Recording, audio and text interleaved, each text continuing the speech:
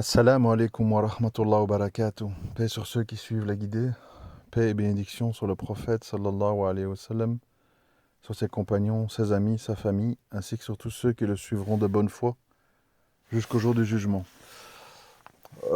Aujourd'hui, je voudrais parler en fait de quelque chose que moi me travaille beaucoup. Euh, c'est surtout des choses que je me dis à moi-même, et donc je les partage avec vous parce que ça peut peut-être vous être utile, Inch'Allah. J'en ai déjà parlé, je parle souvent, mais le rappel profite aux croyants.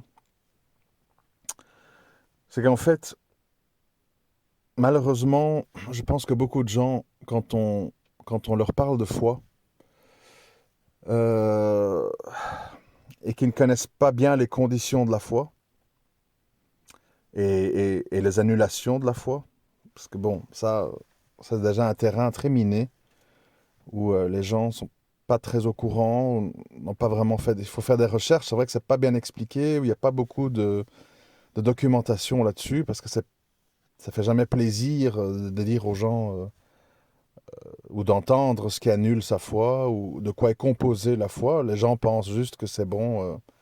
La ilaha illallah, Mohammed Rasulullah, la shahada, la prière, le jeûne, puis voilà quoi. Je suis musulman, mon père est musulman, je suis dans un pays musulman, et puis boum, c'est fini. Et c'est ça la catastrophe en fait. La catastrophe, elle est là. Euh, Parce que quand je ramène ça à ma personne, à nos personnes, à nous tous, hein, je me rends compte qu'en fait, il y a certaines conditions de la foi qui sont souvent absentes. Et donc, il faut se demander, c'est pas question de takfir, hein, il faut se demander si ces conditions de la foi ne sont pas remplies, est-ce qu'on est croyant? Euh, je suis désolé, hein, c'est pas gay, c'est des choses que je me dis à moi-même, mais à un moment donné, il faut se poser la question. Parce que les conditions de la foi, ça existe. C'est pas un mythe, c'est pas une histoire de wahhabite. Il y a des conditions de la foi. Voilà, tu n'es pas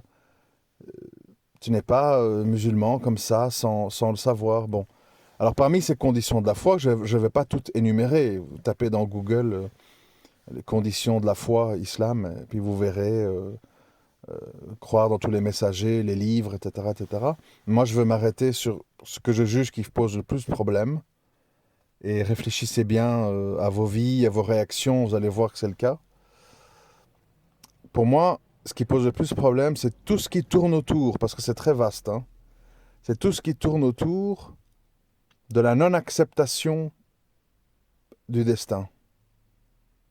Je vous assure, ça paraît comme ça un peu, ouais, alors, quoi, bon. Mais en fait, c'est quelque chose qui est beaucoup, beaucoup plus profond et qui fait beaucoup plus de dégâts qu'on ne le pense.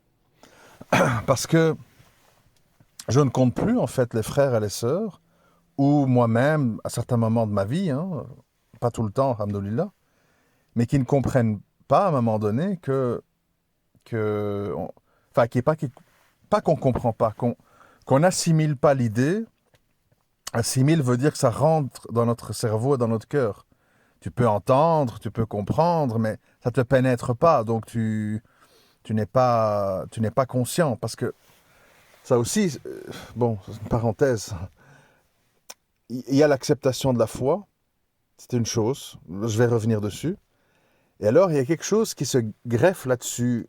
Je voyais un documentaire, je crois, sur Netflix, qui s'intitule Ce qui habite en nous, quelque chose comme ça. Ce qui est à l'intérieur de nous. Je ne sais plus le titre exact.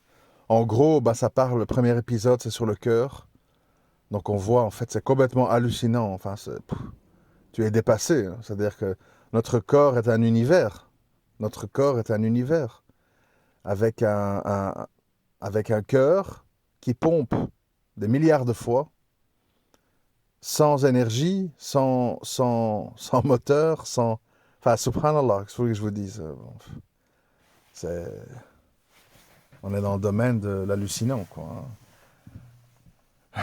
Tout ça qui envoie du sang à des milliards de veines qui peuvent, si on les met bout à bout, feraient 4 fois le tour de la Terre. Enfin, n'en jetez plus, quoi. Tu es mentalement dépassé par le, parce qu'on te raconte. Donc, c'est même pas ça l'objet du problème. Mais là, moi, je me suis fait une réflexion. Je reviendrai sur le destin, mais je veux juste faire cette parenthèse. Je me suis fait la réflexion. En fait, qu'est-ce qui cause la... Enfin, pas qu'est-ce qui cause la mécréance, mais qu'est-ce qui... Sur quel support, sur quel outil, Shaitan, etc., se base pour amener les gens à la mécréance, à la suffisance de soi, à l'humanisme béat, etc., etc. En fait, c'est à l'inconscience. L'inconscience, ça veut dire quoi? C'est-à-dire qu'en fait, si on ne réalise pas le fonctionnement de notre cœur, le fonctionnement de nos yeux, le fonctionnement de notre cerveau, les interactions, la complexité incroyable que c'est, surtout quand on sait que ça part d'un sperme dans un ovule, hein?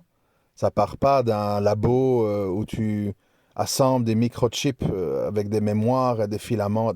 On part d'un sperme et d'un ovule. Ça part de ça, hein, qui se divise en 2, en 4, en 8 et ainsi de suite. C'est ça le début pour arriver à ça. Donc en fait, on est dans le domaine... Je sais que ça paraît bisounours, mais c'est pas grave. Moi, je m'émerveille continuellement des choses. C'est pas parce qu'on a 48 ans et qu'on a vu toutes les couleurs et qu'on est musulman depuis X années qu'on ne peut pas se réémerveiller des choses qu'on connaît. C'est merveilleux dans le sens que c'est extraordinaire. Mais, et c'est là où je veux aller, pour réaliser que c'est extraordinaire, et que donc il y a un créateur, et que donc il y a une force supérieure, etc., il faut être conscient. Il faut que vous compreniez, autour de vous, bien sûr, vous ne voyez pas des zombies, c'est-à-dire des gens avec la peau qui tombe, qui bavent du sang, et qui ont leurs yeux, machin. Vous ne voyez pas des zombies, mais vous voyez en fait des humains sous carapace humaine, mais qui ont en fait un cœur qui est zombifié. Parce que zombifié dans le sens qu'ils ne réalisent pas. C'est quoi la définition des zombies? Zombies, ce sont des... Enfin, c'est bien sûr un mythe. C'est des créatures qui reviennent à leurs instincts primaires et qui sont donc comme décérébrés. C'est-à-dire ils avancent là où il y a du bruit, là où il y a du sang, là où il y a à manger, et ils mangent, etc. Bon, point. Donc en fait, les gens qui sont là, parce que c'est relié en fait, vous voyez, l'inconscience avec la non-acceptation du destin, il y a une sorte de pont entre tout ça. C'est-à-dire à un moment donné, comme vous ne réalisez pas la merveille de ce que je suis, le truc psychomoteur, les jambes, la faculté de courir, de sauter, enfin tout ce que l'humain fait, quoi. Plus tout ce que l'humain arrive à inventer à cause de l'intelligence et du cerveau que le Créateur leur a donné. Si tu n'es pas conscient, si tu ne comprends pas, en fait, bah, par effet boomerang, tu es ingrat. Ah, truc, j'ai que 1005 par mois. Ah, j'arrive pas à me marier. Ah, mon mari, il oublie toujours d'arrêter la machine à laver, je sais pas quoi. En fait, tu tournes dans des espèces de phobies ridicules qui monopolisent ton attention. Ah, j'espère qu'un jour, je pourrai acheter ma Golf. Je vais la rabaisser avec des pneus larges. Dès que j'ai 400 euros, il faut absolument que je me fasse un tatouage dans le dos. Enfin, voilà, c'est ça l'humanité, hein, le gros, la masse. C'est des petits objectifs, des petites phobies. Et en fait, les gens passent à côté de l'énormité des choses. La Terre, l'univers, notre corps, notre cerveau, notre cœur. Ils passent à côté, ils ne comprennent pas. Ça se résume à... c'est quoi qui te rend heureux? Ah, ben le soir, quand je rentre, je me bois un petit apéro, puis je me vois un petit match de foot, et puis pendant l'été, on ira en Espagne, à la plage. Voilà, les gens, c'est ça. C'est ça qui les fait tourner, quoi. Qui les fait se lever le matin, qui les fait tout. Donc ça veut dire qu'ils sont dans l'inconscience. Ils sont dans l'inconscience. Ils ne comprennent pas. Ils ne comprennent pas. Bon, là, ils en parlent dans le Coran. Ils ont un voile, on les a rendus sourds, aveugles et muets. Bien sûr, mais pourquoi j'insiste là-dessus? Parce que si on ne comprend pas ce qui nous entoure, on n'arrête pas de dire, mais comment ça se fait? Et j'explique à mes parents, j'explique à mes frères et sœurs, mais ils prennent pour un fou, là. Vous rentrez dans une spirale de non-acceptation du destin. Et qu'est-ce que je veux dire par là? Qu'on le veuille ou non, et je l'ai souvent dit, Allah, il a voulu, dans sa majesté, dans son omniscience, il a voulu que des gens soient conscients ou deviennent conscients. Il y a des gens qui ne l'étaient pas, et puis tout d'un coup, il dit, j'ai lu un verset, et, tout a sauté à mes yeux, quoi. Tout s'est dévoilé. Donc, on est conscient ou on devient conscient, mais une fois qu'on est dans la conscience, tout change. Parce que non seulement on comprend qu'il y a un destin, qu'on est le fruit d'une création incroyable, que toutes sortes de choses, ça c'est la fameuse histoire dans la sourate Al-Kahf, euh, de, de, avec, avec Moussa et Salam qui accompagne un sage et ne comprend pas tout ce qui arrive, etc. C'est qu'à un moment donné, quand on est imprégné de l'acceptation du destin, on, on, on comprend que même ce qui nous arrive, qui nous déplaît, qui nous fait souffrir, qu'on ne comprend pas, qu'il y a une sagesse dedans. Et ça, le musulman, il doit en être imprégné. Parce que si tu ne l'es pas, pour moi, je sais que ça va être un peu brutal ce que je vais dire, mais je pense honnêtement que si tu n'as pas ça, quelque part, tu es sorti de la foi. Parce que je le répète, c'est pas une histoire de génuflexion, de shahada vide de sens. C'est une imprégnation, être vraiment musulman. C'est une imprégnation. Il y a des gens, ils peuvent prier 10 ans, et leur première vraie prière consciente et profonde arrive la 11e année. C'est pas... c'est... T'as des gens qui sont mariés 30 ans, 40 ans, ils se sont jamais aimés, ils se supportent pas.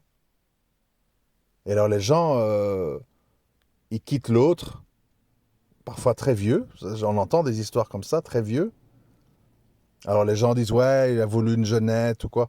Mais parfois c'est simplement parce que le gars, il a découvert ce qu'il pense être l'amour, qu'il n'avait pas avant. Donc en fait, c'est pas une histoire de temps, c'est pas une histoire même de science. C'est une histoire d'imprégnation, de sincérité et donc de conscience. C'est-à-dire que, bien sûr, la science est importante. Je ne me permettrai pas de dire ça. Mais si la science n'est pas accompagnée d'imprégnation, ça reste des phrases, quoi. Oui, dans le chapitre 14 d'Ibn Taymiyyah, il a dit ta. Oui, mais non, il y a un contre-avis qui a dit que ça reste des discussions de comptoir avec des combats de coq. Mais il n'y a pas d'imprégnation de cœur de tout ça. C'est-à-dire, à un moment donné, je pense vraiment que le musulman, moi d'ailleurs, je ne m'inclus pas encore là-dedans, qu'Allah me facilite, mais je crois vraiment que le musulman qui est imprégné à un moment donné de la sublimité de la création, la grandiosité de la création, qui dépasse les capacités de son cerveau, puisque notre cerveau s'arrête là où l'univers continue, euh, et la conscience, ça amène une acceptation, bien sûr, quand on se comporte bien, parce que vous savez, quand on dit le destin, Allah, il peut nous faire vivre des choses pour des raisons très différentes. Pour nous éprouver, pour nous rappeler à l'ordre, pour nous secouer. Pour plein de raisons, on vit des choses parfois agréables ou désagréables. Et tu as des gens, tu as certains types d'âmes qui ne peuvent pas avoir trop de bienfaits. Tu as certains types d'âmes qui ne peuvent pas avoir trop d'épreuves. Donc Allah, il connaît très très bien nos cœurs, il sait comment ça fonctionne. Et, euh, et vraiment, je pense que le musulman et la musulmane, par rapport à sa vie, par rapport à son physique, par rapport à son couple, par rapport à son pays. Les gens doivent être beaucoup plus dans la phrase que je répète sans arrêt, Allah n'est pas injuste. Et si ça arrive, c'est qu'il y a une raison qui me dépasse, c'est qu'il y a un plan, un projet qui me dépasse. Ça ne m'est pas agréable, je ne comprends pas, mais Allah c'est mieux. Alors, quand on dit ça, tout le monde dit oui, oui, oui. Mais qui en est vraiment imprégné? Imprégné. C'est, c'est pas facile, hein? Combien de gens... Enfin, on voit, je juge pas parce que c'est humain. Rappelez-vous des images de Palestine ou de Syrie où on voit des mamans ou des pères qui se giflent, qui se tapent sur la tête. Pourquoi moi, mon petit, mon Habibi, mon amour, qui a reçu une bombe sur la tête? Euh, L'humain, il souffre énormément. Il souffre pourquoi? Il souffre parce que, enfin, pour plusieurs raisons. Mais quand on pense d'une manière lucide là-dessus, pourquoi est-ce que l'humain souffre?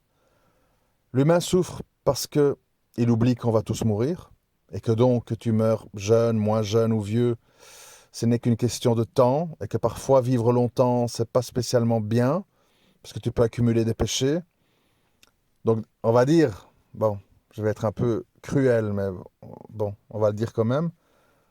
Normalement, si les parents musulmans souhaitent le meilleur pour leurs enfants, le meilleur, ils devraient presque souhaiter qu'ils meurent avant 7 ans. Ils n'auront pas de livre, ils seront au paradis. Mais voilà, ça c'est le ihsan, la sagesse, l'excellence ultime, quoi, auquel évidemment on n'est pas au niveau. Hein. Mais quelqu'un au niveau, c'est un peu ça. C'est qu'il ne va pas raisonner avec des outils terrestres. On doit vivre vieux, j'aurais voulu que mon fils soit avocat. Les gens jugent avec des outils de l'au-delà, du divin. Et c'est différent. Je vous assure, si chacun dans votre vie, et d'ailleurs, il ne faut pas que j'oublie à la fin, je dois vous dire quelque chose. Si chacun dans votre vie, chacun dans nos vies, tout ce qui nous arrive, on nous dirait, ça nous arrive par la volonté d'Allah. Il y a une leçon à apprendre. Je ne vais pas chercher à m'enfuir ou à tout jeter en l'air comme un enfant qui a perdu un jeu, qui renverse tout, qui dit je joue plus. Je vais jouer le jeu dans lequel Allah m'a mis jusqu'au bout, jusqu'au plus loin que je peux. Parce qu'il y a une raison qui me dépasse, je ne comprends pas. Je ne comprends pas pourquoi j'ai fait 40 muqabala et que j'arrive pas à me marier. Je ne comprends pas pourquoi chaque fois que je me marie, ça se termine en menace de divorce. Je ne comprends pas pourquoi mes parents, ceci, cela. Chacun en a des choses, ça je ne comprends pas. Je ne comprends pas. Ou, quelque chose qui est encore plus vicieux pour l'âme, Allah a fait que j'ai atterri en Suède, au Canada, au Brésil, ou que sais-je. Je voudrais immigrer vers un pays, entre guillemets, musulman, mais je ne peux pas, parce que ceci, parce que cela, parce que cela. Et donc, je me torture l'âme. Je ne crois pas que c'est la bonne méthode. Vraiment, je vous assure, je ne crois pas que c'est la bonne méthode. Moi, je crois qu'à un moment donné, il faut accepter qui nous sommes, accepter notre vie, nos épreuves, notre femme, notre mari, nos enfants, notre lieu de vie, les inconvénients, les avantages, et bien sûr faire des sababs pour aller en direction de ce qu'on pense, je dis bien ce qu'on pense être un mieux, mais toujours avec beaucoup de réserve et de suspicion, parce que nous ne sommes pas à même de vraiment savoir ce qui est bon ou mauvais pour nous. Oui, on sait que l'interdit, c'est toujours mauvais. L'interdit est toujours mauvais. Ça ne se débat pas.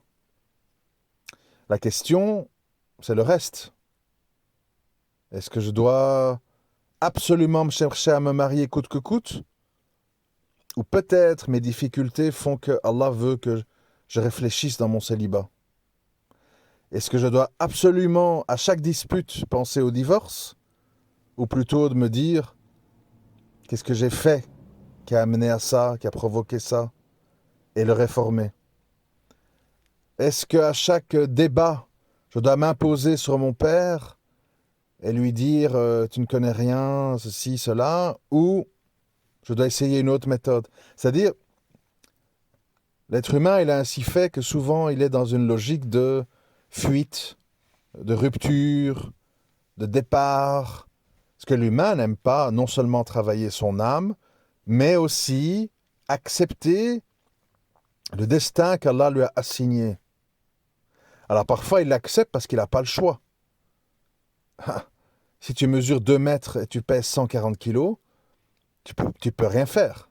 Tu vas pas rapetisser et tu auras beau faire tous les régimes du monde, du fait de ta taille, tu vas toujours peser sans doute plus de 100 kilos. Donc, si on accepte ça pour notre physique, hein, et encore, les gens luttent, hein, qui va en chirurgie, et liposuction, et refaire le nez, refaire les yeux, refaire le truc. Euh, enfin, bref, l'humain est dans une espèce de lutte euh, généralisée contre, comment dirais-je? C'est très profond, hein, c'est très complexe en fait. C'est très complexe parce que c'est vrai que rien n'empêche de se remettre en forme, oui, Allah aime la beauté, nous devons prendre soin de nous, etc. Mais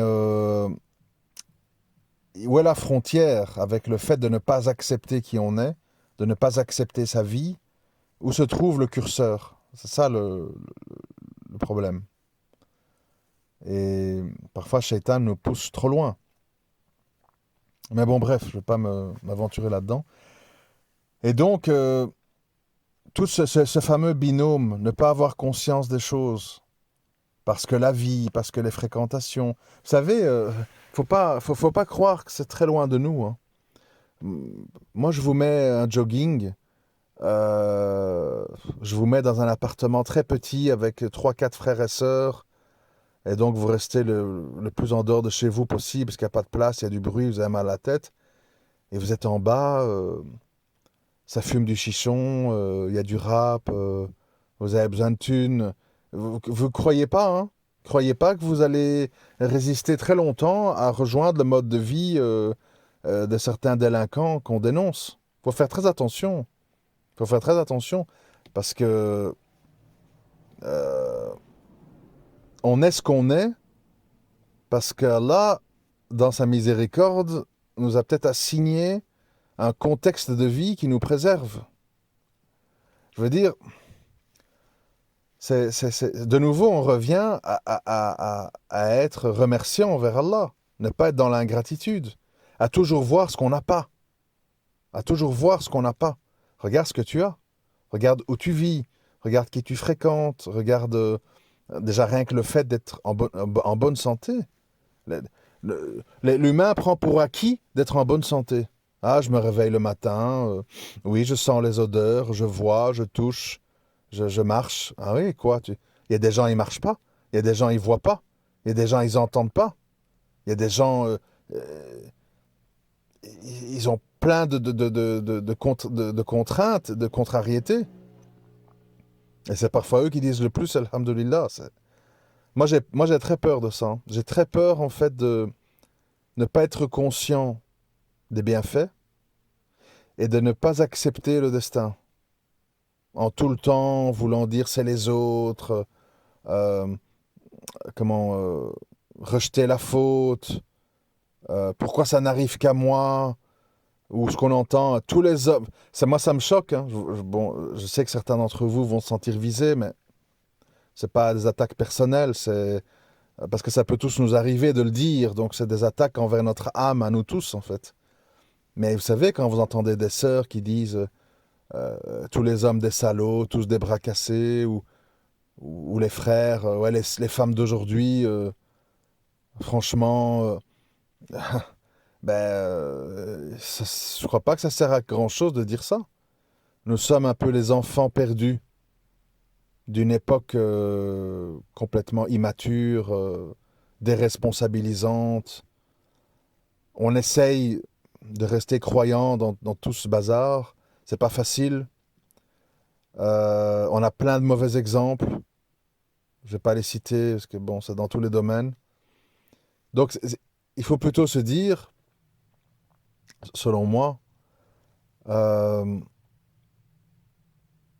peut-être Allah ne me donne pas quelqu'un dans ma vie parce que j'ai pas grand-chose à lui apporter. Comment? J'ai écrit, je sais plus, je crois sur Twitter, je suis pas sûr. Entre parenthèses, oui, je rappelle. Parce que j'oublie de faire l'intendance. En dessous des vidéos, là, dans la description, je mets tous les liens vers Instagram, Telegram, Twitter. Allez jeter un coup d'œil, parce que beaucoup de gens me disent on te voit plus sur Telegram. C'est parce que j'ai changé de numéro de téléphone, donc j'ai plus pu rouvrir l'autre. Enfin bref. Et donc tous les liens sont là et voilà. Donc ça sert à rien de m'écrire, parce que je peux pas répondre à tout le monde. Il faut un peu lire en dessous des vidéos. J'essaye de marquer le maximum d'infos.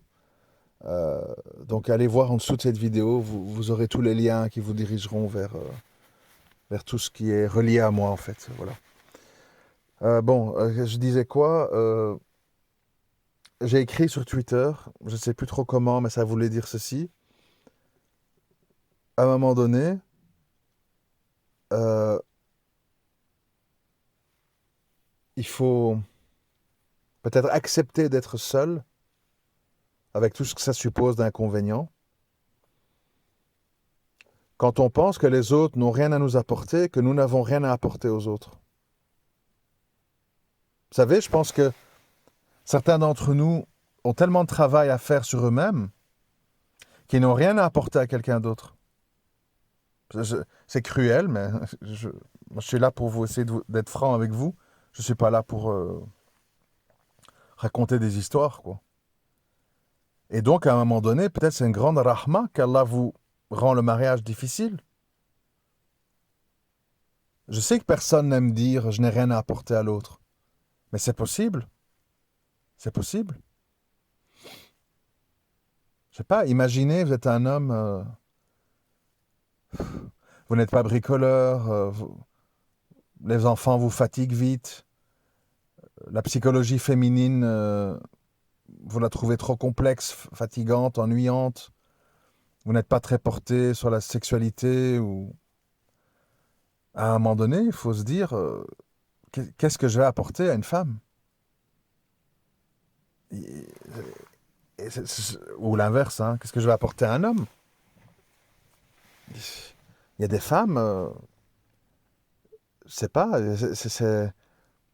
ils ont déjà du mal, ou un homme, ils ont du mal à s'occuper d'elles-mêmes ou d'eux-mêmes, par rapport à leur prière, par rapport à leur mentalité, leur façon de vivre, de penser, l'ingratitude, justement, l'acceptation du destin. T'as des gens, ils ressassent des trucs de l'enfance. Et ma mère, quand j'avais 10 ans, je l'accepterai jamais, je l'oublierai pas. N'inclus pas quelqu'un dans ta vie, tu vas le faire payer. Tu vas le faire payer tes ressentiments, tes phobies. Moi, je pense franchement, je vais vous le dire, hein, je pense franchement qu'avant de se marier, il faudrait faire des genres de stages chez des frères comme Mehdi Msala, euh, lire des livres de psychologie masculine, féminine. Il faudrait faire plein de choses en fait. Moi, le truc de dire je vais me préserver du haram, zina, boum, non, non, j'y crois pas. Je crois pas que c'est la bonne. Il faut savoir en fait de quoi on parle. C'est quoi une femme? C'est quoi un homme? Et moi, est-ce que je suis un homme? Est-ce que je suis un homme? C'est ça la première question à se poser. Je- le mariage, c'est une complémentarité entre un homme et une femme. Est-ce que je suis un homme? Dans ma façon de réagir, dans ma maturité, dans ma façon de vivre. Est-ce que je suis un homme? Ou je suis encore un enfant? Ou je suis encore un adolescent? Ou je suis autre chose? Si vous n'êtes pas un homme ou si vous n'êtes pas une femme, l'autre, à un moment donné, il va se dire, qu'est-ce qu'on fait ensemble? Où est-ce qu'on va? Quel est le but ici? On a fait le tour, on s'est aimé, on a couché, bon. Et puis maintenant, quoi? Il faut, vous savez, dans une voiture, il faut du fuel, hein. Il faut qu'il y ait de l'essence, il faut matière à combustion pour que le moteur tourne. Et donc, à un moment donné, je répète, plutôt que de se lamenter, ah, les frères, ils veulent jamais une femme divorcée, les femmes, si on n'a pas du fric, machin, faut craindre Allah, il faut dire, il y a peut-être un message que moi, je ne comprends pas. Ou peut-être Allah, il veut te préserver d'un mal. Vous savez, le mariage de nos jours, c'est pas facile, hein. C'est vraiment pas facile. Pas facile pour plein de raisons, je ne vais pas reparler du mariage, mais faut pas toujours croire, j'ai pas cet aspect-là dans ma vie, tout est noir. Non, non, non, tout n'est pas noir. Euh, si tu as la foi, si tu es conscient, si tu réalises tes péchés, tu te repens, c'est déjà bien, hein. C'est déjà bien. Regardez les gens autour de vous, ils sont tous dans le brouillard. Ils avancent à vue, mets un masque, vaccine-toi, fais ci, fais ça. Ou, non, tu peux plus, oui, tu peux. Va étudier, maintenant va travailler, ben, t'es viré. Ah, tu cherches pas un emploi, on va te couper les... Enfin, les gens sont ballottés comme des billes de flipper dans un grand jeu. Ils sont secoués dans tous les sens. Les gens souffrent. Les gens, ils souffrent. Ils comprennent pas ce qui leur arrive, ils comprennent pas la société, ils comprennent pas la politique, ils comprennent pas l'argent. Ils comprennent pas l'argent. Je sais pas, on vit une époque, pour ceux qui suivent ce qui se passe, qui est complètement hallucinante, quoi. On vit une époque où Elon Musk fait un sondage sur Twitter. Est-ce que vous pensez que je dois vendre pour 5 milliards de dollars de mes actions pour payer mes taxes, je sais pas quoi? Les gens ont dit oui, il a vendu pour 5 milliards. Ah ouais, ouais, c'est pour rigoler. On vous dit que la plus grande performance boursière de toutes ces dernières années, c'est une crypto-monnaie qui s'appelle Shiba Inu, le nom d'un chien. On ne sait pas c'est quoi, on ne sait pas c'est qui, on ne sait pas c'est rien. Fois 800, je ne sais pas combien, on ne compte plus dans certains trucs. Et là, voilà, on vit dans un monde complètement fou, quoi. Fou. Tout est fou. Quatrième vague, cinquième vague, les pays les plus vaccinés, plein de gens dans les hôpitaux contaminés. Et tout le monde joue le jeu, ah ah ah. Ah oui, ben, j'ai pas compris. C'est terrible. Donc je vous dis, on est dans une époque où il faut être très lucide, très calme. Il faut être très méfiant. Il faut être très dans la réserve, dans la retenue. Il faut faire très attention aux, aux, aux manœuvres de Shaitan dans tous les sens, et dont cette fameuse manœuvre de refuser mon destin, de refuser qui je suis, et de ne pas avoir conscience des choses. Ça, c'est quelque chose qu'il faut beaucoup travailler, la conscience des choses. Je vois, je goûte, je mange, je marche. Subhanallah. J'arrive à réfléchir, j'arrive à faire des audios, à traduire des idées en mots et à vous les faire parvenir. Subhanallah. Vous savez, je serais né à une autre époque, je serais sur ma montagne, occupé à philosopher dans ma tête. Et tout ce que je pourrais faire, c'est peut-être écrire certains trucs sur des bouts de papier. Ça resterait chez moi, et puis peut-être mes enfants le liraient, et puis voilà. Donc, subhanallah. Tout ce qui se passe, quoi. Tout ce qu'on est capable maintenant. Qu'est-ce qu'on en fait? Qu'est-ce qu'on en fait? Je répète souvent, hein, vous êtes des milliers de musulmans francophones, pleins à écouter des audios, etc. Combien agissent, font quelque chose? Vous vous rendez compte qu'Allah il vous a donné une langue et la faculté de parler ou d'écrire? Et moi, je remarque qu'il y a de moins en moins de monde qui produisent des choses.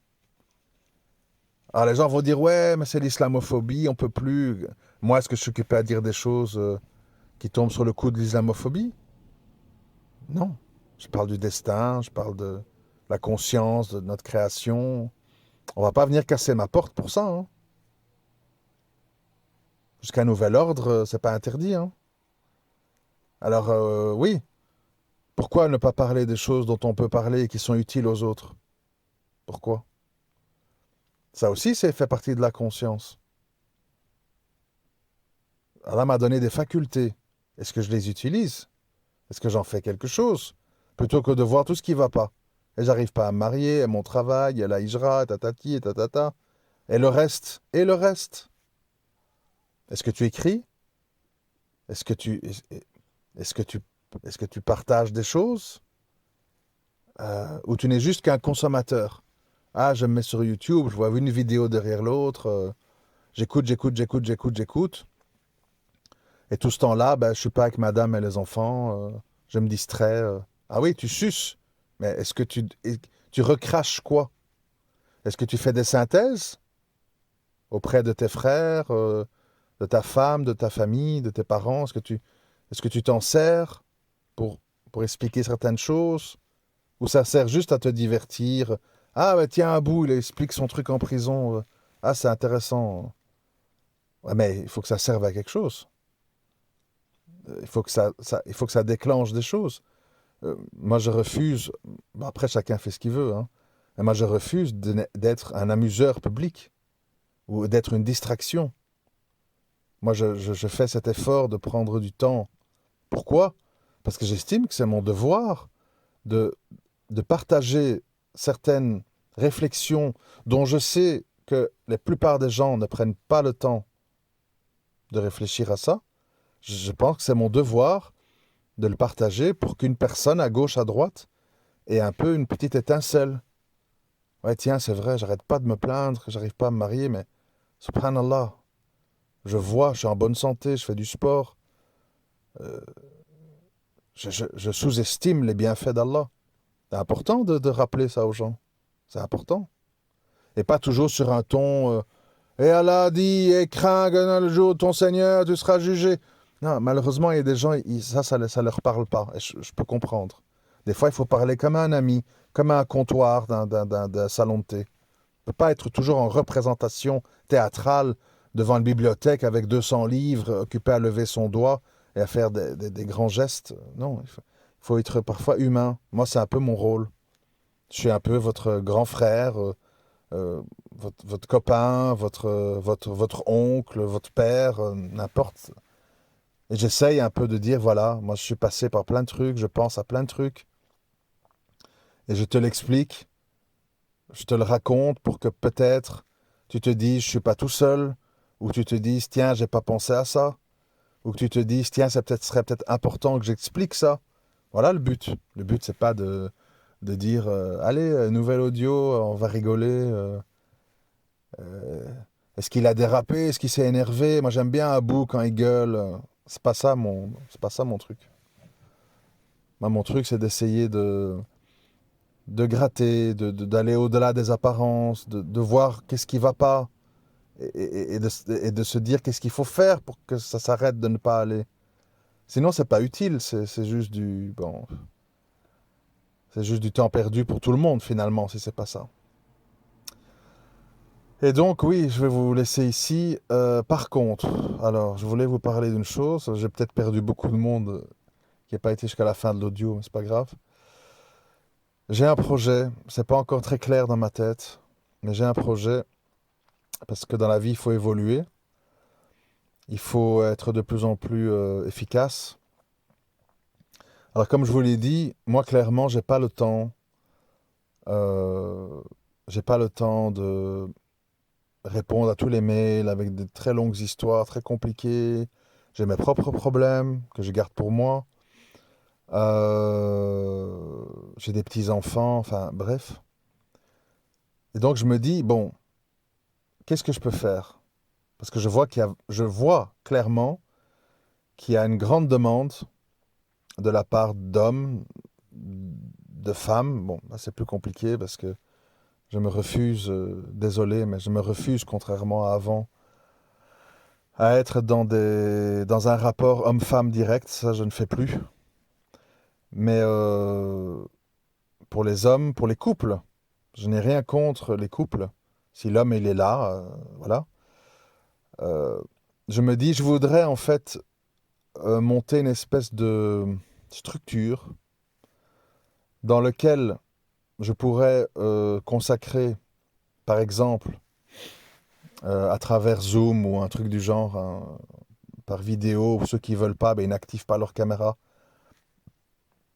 où je pourrais en fait répondre à des problèmes spécifiques que des gens rencontrent dans leur vie privée. Je voudrais ordonner ça dans un système en fait où voilà, les gens, moyennant X euros, parce que le temps c'est de l'argent, hein, on peut pas, quand on donne du temps, on doit vivre, hein, on doit tous. Moi, j'ai pas de tabou là sur l'argent, vous le savez bien. J'ai juste, oui, j'ai des tabous sur l'argent quand on y mêle la religion. C'est-à-dire, moi, je trouve inacceptable de dire, je t'apprends la prière si tu me donnes 1000 balles. Ça, on trouve ça complètement fou, mais bon, ça c'est. Par contre, je pense que quand on rentre dans des problèmes spécifiques, très humains en fait, très sociaux, psychologiques, etc., c'est autre chose. Et donc, je vais essayer d'organiser quelque chose de façon à, avec un agenda, des horaires, etc., essayer de prendre des rendez-vous avec des personnes qui, normalement, m'envoient des très longs mails et où je n'ai pas le temps de répondre par écrit et tout ça, de manière anarchique, comme ça. Euh, de structurer ça dans des rencontres virtuelles où je pourrais donner des conseils ciblés par rapport à la situation de la personne, parce qu'on le sait, un cas n'est pas l'autre. Dans un audio, on ne fait que des généralités, on ne peut pas énumérer tous les cas isolés ou très spécifiques. Et donc voilà, j'ai ça en projet. Je vais un petit peu voir comment, combien de personnes par jour, quel jour, quel montant, tout ça, je ne sais pas. D'ailleurs, s'il y a des suggestions, bienvenues, vous pouvez m'écrire par mail ou dans les commentaires. Si vous avez des idées de comment monter ça. Mais je sens qu'il y a un besoin, je sens qu'il y a. Enfin, je ne veux pas critiquer, mais moi, enfin, il y a quelques thérapeutes de couple musulmans. Malheureusement, il y a beaucoup d'excès, hein. On parle de 70 euros la demi-heure. Enfin, c'est complètement délirant. C'est pas bien. Je trouve que c'est vraiment pas bien. Quand on sait que beaucoup de gens travaillent à 10 euros de l'heure dans des boulots manuels, de ménage et tout, c'est un peu indécent, quoi. C'est un peu indécent. Et donc, je trouve qu'il faudrait faire quelque chose qui est beaucoup plus démocratique, entre guillemets, au niveau des prix. C'est une expression, hein. Et il y a clairement des choses à faire. Maintenant, voilà. Bon, comment, mais c'est dans mes projets. C'est dans mes projets, j'y réfléchis. Je vous tiendrai au courant, bien entendu, Inch'Allah. Mais voilà, c'est une façon, je pense, d'aider en plus, de manière plus précise.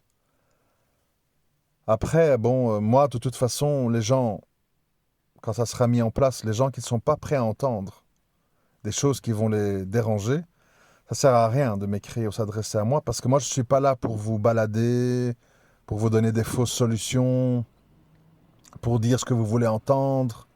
Vous savez, vouloir le bien des gens et les aimer, c'est leur dire la vérité. C'est leur dire la vérité. Et le problème qu'il y a, bien sûr, quand on parle de conflits de couple ou des choses comme ça, c'est que la vérité n'est pas toujours la vérité qu'on croit.